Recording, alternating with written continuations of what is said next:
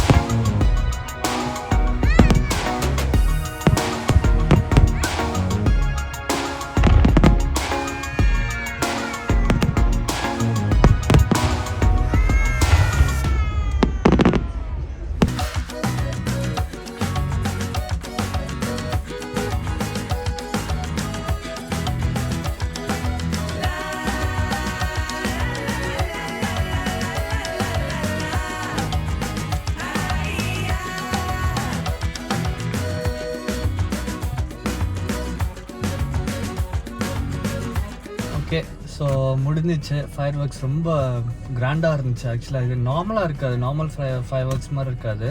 ரொம்ப ரொம்ப ஹியூஜாக இருக்கும், நம்ம இந்தியாவில் பார்க்குறத விட ரொம்பவே ஹியூஜாக இருக்கும். அண்ட் லைக் ரொம்ப சூப்பராக இருந்துச்சு. அண்ட் க்ரௌட் பயங்கர க்ரௌட், எக்ஸ்பெக்ட் பண்ணவே இல்லை, சரியான க்ரௌட்.